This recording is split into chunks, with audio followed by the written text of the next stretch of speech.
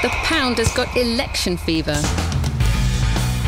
Prime Minister Theresa May's decision to call a swift general election in June has sent the currency climbing, sharply at first and then more calmly ever since.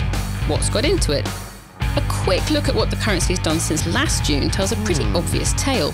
Rightly or wrongly, the currency markets just don't like Brexit. In particular, they don't like hard Brexit. I'm going to have to give you a draw slap more, son. Any whiff of a nasty divorce always knocks sterling, as it means the UK is more likely to experience low investment, saggy growth and ice-cold interest rates. Now, as the Bank of England points out, the markets might be wrong. The great British consumer has proven much more robust after all, and up until recently, economic data have actually been quite strong. Still, they don't call sterling the unofficial opposition for nothing. The betting now is that the election will somehow help Prime Minister May to secure a friendlier deal, or at the very least any deal with the EU as opposed to none. This may turn out to be heroic. Sceptical investors point out that if anything, the election could weaken the hand of the Lib Dems and other pro-EU voices in Parliament and embolden the red, white and blue Brexit position. Calm down. We'll manage without you. What's really going on here, doubters say, is firstly, that the other major side of the equation, Donald's dollar, has stopped dripping higher. Plus, the clever or lucky fund managers who won big on the pound's post-referendum drop have simply grown exhausted. The immediate post-referendum drop, the harem-scarem flash crash in October, and early signs that May was prepared to walk away without a deal all got the bears too excited. Banks and investors sharpened their red pencils and slashed their forecasts for where the pound will end this year.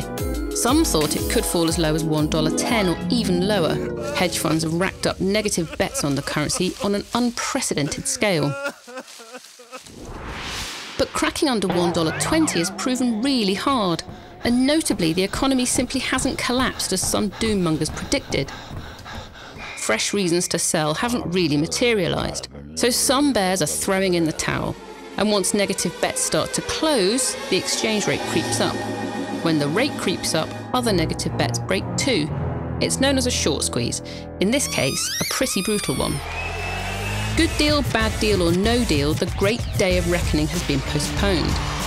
Until we and the EU negotiators know the composition of the next government and the mood of the electorate, it's impossible to know what flavour Brexit the UK is going to get. That means we're in a holding pattern. But really, nothing has changed. Brexit still means Brexit, and the impact on trade has not yet been felt. For now, sterling bears will keep on getting squeezed until they pop.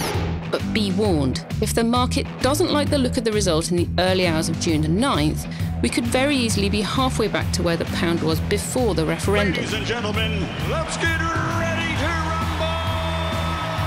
rumble! Leaving plenty of room for a heavy new blow.